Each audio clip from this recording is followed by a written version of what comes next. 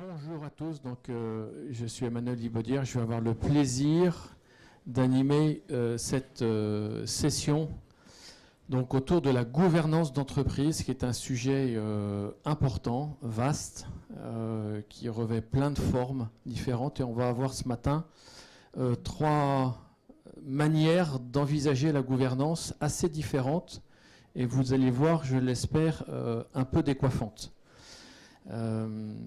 Gouvernance, gouvernement, en ce moment on ne va pas refaire l'histoire, mais c'est un peu flottant, semble-t-il.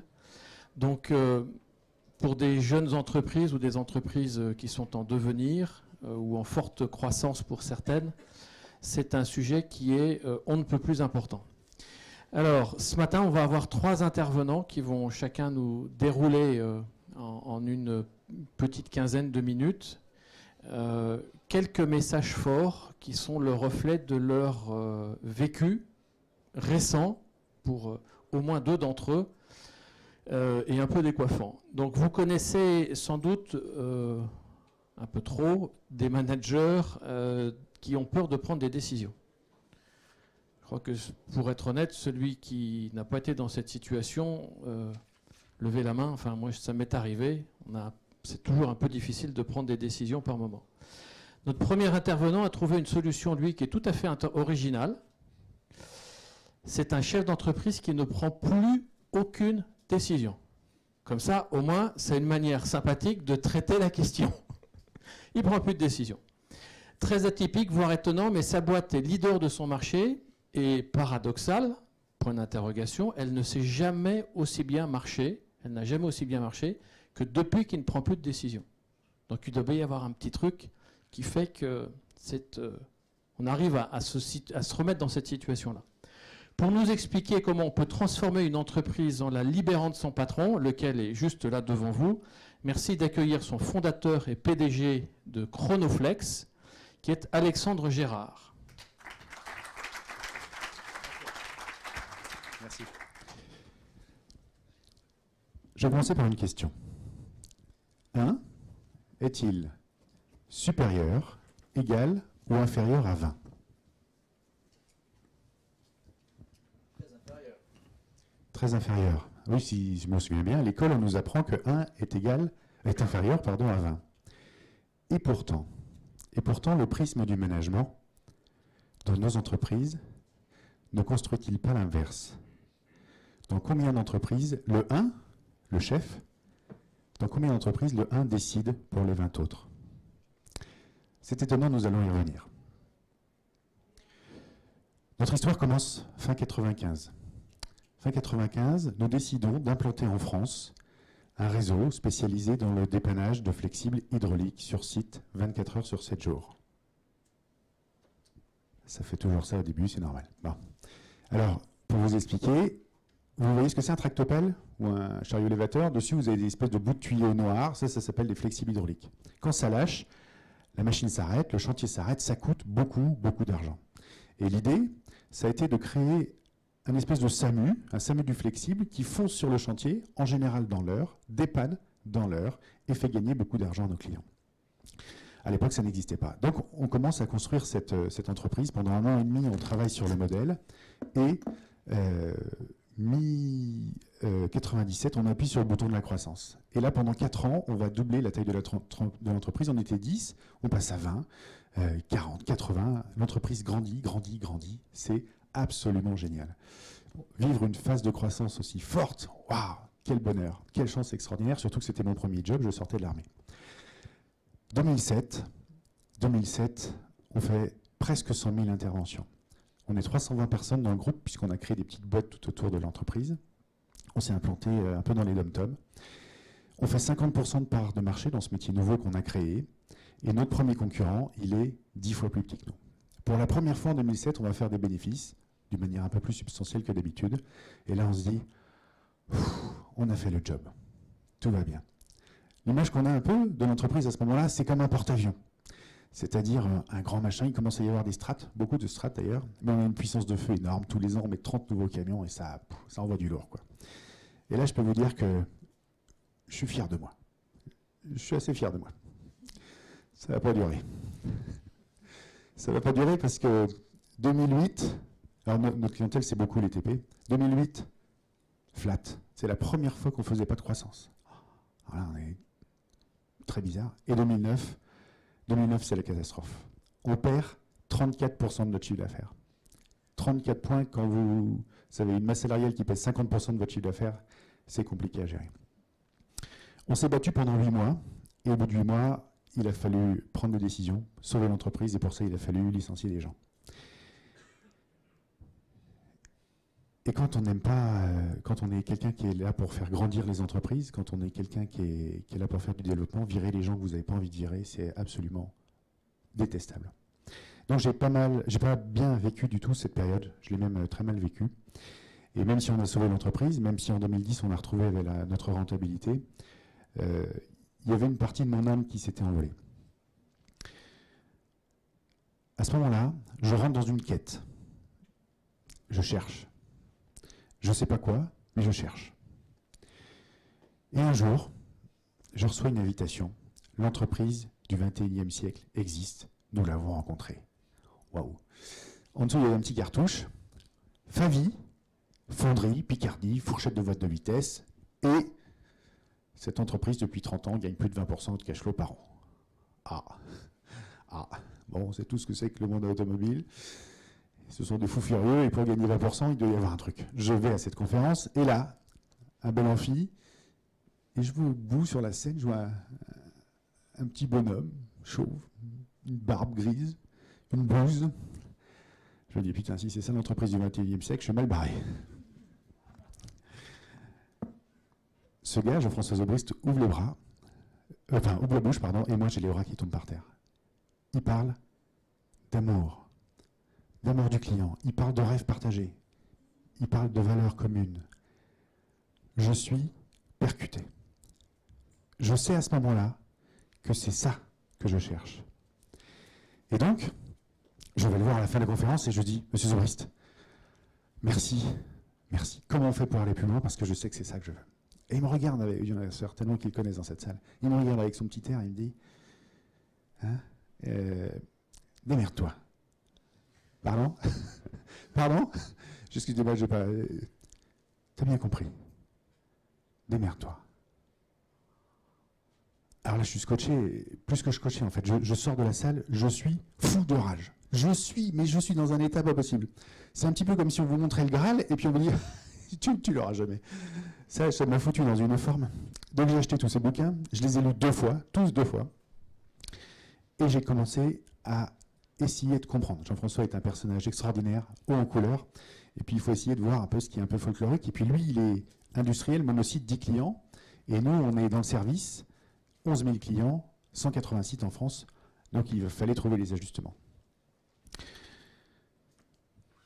Je partage avec mon équipe, ils ont tous lu le bouquin, et puis quand ils ont été prêts, on a pris une décision, qui était de dire, on y va, on n'y va pas. On s'est tapé dans la main, et là, c'est parti. On avait décidé d'y aller. On ne savait pas trop où, mais on avait décidé d'y aller en tout cas. Et on avait compris deux choses dans ce que Jean-François nous avait apporté. La première chose, c'est qu'il fallait qu'on construise le chapiteau, ce que nous on a appelé le chapiteau. Un rêve partagé et des visions et des valeurs co-construites. Donc une vision forte et des valeurs. On a commencé par ça. La seconde chose, c'est que on a commencé à nettoyer les signes de pouvoir. Alors, les signes de pouvoir dans la boîte, qui avait le plus beau bureau. Ça devait être moi. La place de parking, qui rentrait dans les salles de réunion sans demander pardon, tout ça. Enfin bref, alors, ça n'arrive pas chez vous, mais ça arrivait chez moi. Bref, donc tout ça, on a nettoyé. On ne savait pas trop pourquoi, mais on a commencé à nettoyer tout ça. Et c'est alors qu'intervient la seconde rencontre. J'avais acheté le livre de Jean-François que j'avais envoyé à une cinquantaine de copains qui ont des entreprises en disant « Qu'est-ce que tu en penses ?» Et un de mes amis lyonnais me renvoie un bouquin en me disant « Tu vas adorer ». Et je découvre Freedom Inc., Liberté et compagnie, un bouquin écrit par Isaac Getz et Brian Carney. Ces garçons ont visité une trentaine d'entreprises dans le monde et ces entreprises elles ont deux points communs. Un, elles surperforment toutes leurs marchés. Et deux, la liberté et le bonheur sont les clés de succès. Et qu'est-ce qu'il a fait? Qu'est-ce qu'ils ont fait? Eh bien, ils ont été voir comment ça fonctionnait pour essayer de construire le modèle. Donc finalement, Jean-François m'avait fait goûter le gâteau et Isaac m'avait donné la recette. Le bonheur. Le bonheur. Alors, c'est pas si simple que ça. Parce que la première des choses, et c'est pour ça que libérer l'entreprise de son patron, c'était adapté à ce qui s'est passé chez nous. Vous connaissez la différence entre les X et les Y, les entreprises X et les entreprises Y, selon McGregor? Ça vous parle, ça, peut-être? Non? Bon. McGregor a théorisé quelque chose en disant, voilà, 99% des entreprises dans le monde sont X, c'est-à-dire qu'il y a un gars ou un groupe de bonhommes qui décide et qui fait appliquer. Meilleure est l'exécution et meilleur est le résultat. Voilà. Donc on dit aux gens ce qu'il faut faire, c'est né avec l'ère industrielle.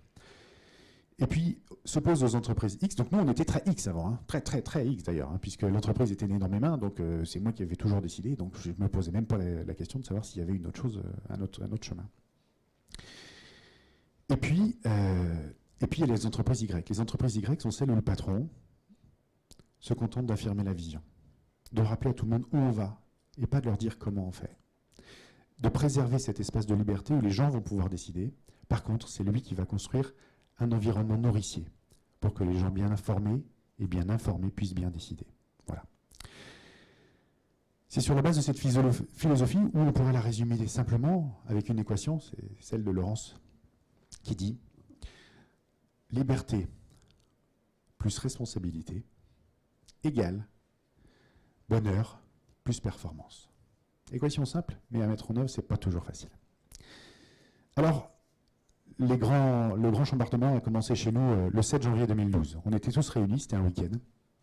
Et là, on a dit à tout le monde, toutes les équipes, tous les mécaniciens étaient là, on leur dit, l'entreprise, le porte-avions, c'est fini. On va le détruire. Et on vous propose de construire à la place une armada de speedboats.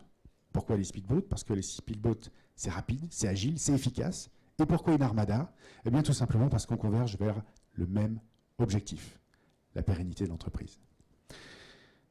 Et donc, on leur dit, bah, c'est vous qui allez faire le job. Donc, on leur avait donné des cartes avec des points là où ils étaient tous sur la France, et on leur dit, combien voulez-vous de speedboats? Combien voulez-vous de régions? Ça a duré 35 minutes. Au bout de 35 minutes, on avait 13 régions. Ils avaient décidé. Puis, à la demi-heure qui a suivi, on leur a dit, maintenant que vous avez décidé combien de speedboats, il faut un capitaine sur chaque speedboat. Quel est le rôle du capitaine? Qu'est-ce qu'il fait, qu'est-ce qu'il ne fait pas?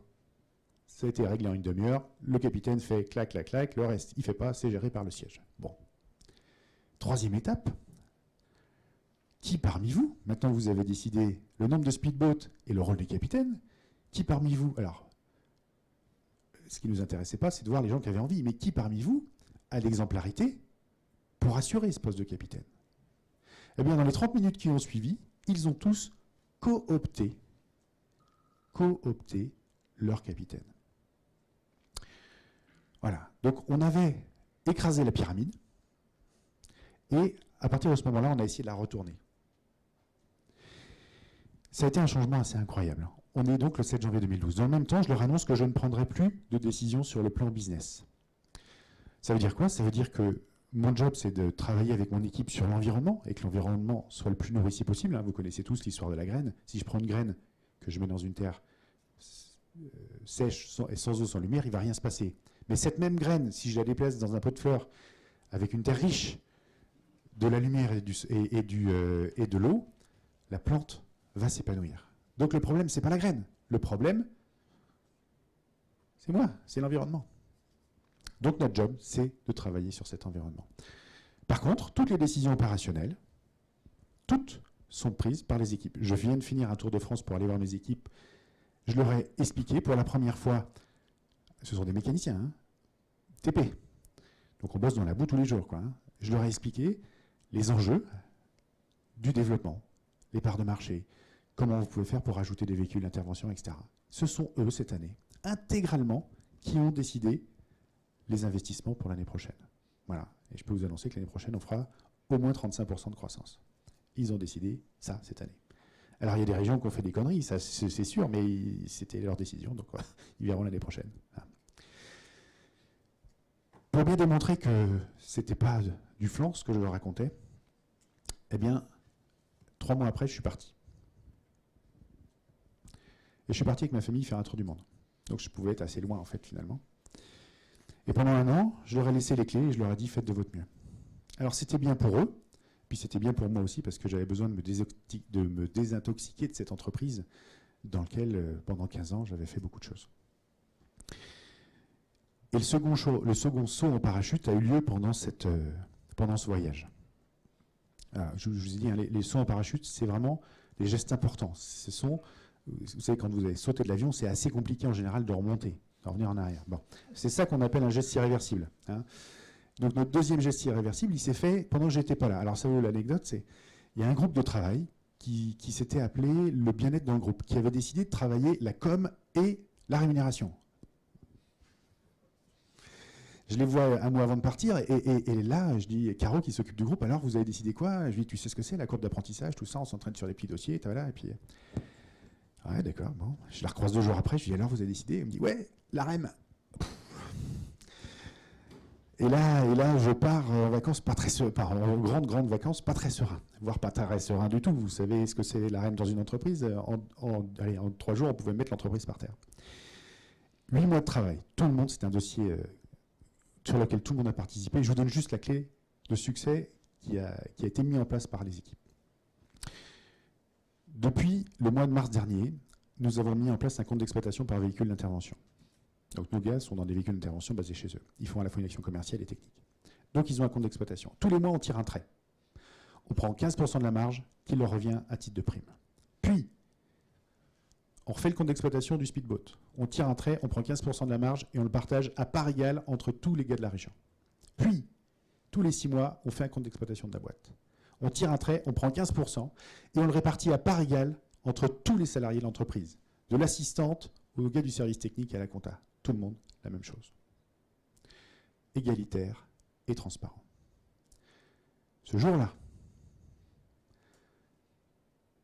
le chiffre d'affaires de la boîte, dans un environnement qui est toujours un peu compliqué, hein, le chiffre d'affaires a progressé de 15%. Nos résultats ont été multipliés par 4. Et on en avait bien besoin. 14 mois après notre premier saut en parachute, nous avions le retour économique de ce que nous avions imaginé dans plusieurs années dans nos meilleurs rêves. Liberté plus responsabilité égale bonheur plus performance. Voilà, ça c'est juste notre petite aventure. Alors si parmi vous, il y a des gens qui ont envie de faire bouger les lignes, je vous encourage une chose. Lisez le bouquin Liberté et compagnie et démerdez-vous. Merci. Merci Alexandre. Alors, c'est quand même original comme démarche, hein. C'est quand même légèrement original. Les grands principes que vous avez suivis pour pouvoir libérer la maison, les 2-3 grands principes que vous avez appliqués. Le premier problème, c'était moi. Donc, la première personne qu'il fallait soigner, c'était moi. Et donc, j'ai travaillé sur moi avec un coach pendant pas mal de temps pour être capable de lâcher prise. Et quand je dis libérer l'entreprise de son patron, c'est vraiment le premier problème. En tout cas, pour nous, ça a été le premier problème. Après, les principes, je vous ai donné l'équation. Ce sont des mots simples qui ont des conséquences très importantes. Et si ça vous intéresse, on en rediscutera tout à l'heure. Mais la première chose, pourquoi c'est toujours compliqué de libérer une entreprise? C'est parce que le patron, souvent, il a un sac à dos, le sac à dos du patron, là, avec la voiture, le bureau, tout ça. Et qu'il faut être prêt à renoncer à beaucoup de choses pour engager cette démarche. Aujourd'hui, quel est ton job, au final, presque 12 et 6, 18 mois après? Alors, je repars en voyage bientôt. La première fois, c'est comme le tour du monde, avec la famille, madame et les 3 enfants. Et on a suivi ça sur le blog, c'était assez sympa, en plus. Merci. Mon job, en fait, il se résume à 3 choses aujourd'hui. Je le dis rapidement, mais la première chose, c'est la vision, la vision, la vision, la vision, la vision. Même s'il a été co-construite, il est fondamental que je la rappelle 200 fois par jour. Ça, c'est la première chose. Rappelez où on va. La deuxième chose, c'est créer l'environnement nouveau aussi. On part, nous, avec des gens qui sont des gens de terrain, qui n'ont pas d'expérience, souvent pas de formation, pas beaucoup de formation. Et donc, il faut qu'on arrive à créer cet environnement où ils vont pouvoir monter en compétences. Et c'est un vrai bonheur de voir les leaders naturels émerger dans ce contexte-là. Et la troisième chose, c'est préserver à tout prix la liberté qu'on vient de créer, parce que très souvent, il y a des gens qui vont vouloir essayer de rétablir des systèmes de chef faillon. Hein. Bob Davids, qui est une des boîtes que Isaac a interviewé, dit souvent une seule goutte d'urine dans la soupe et la soupe est foutue. Voilà, vous avez bien compris.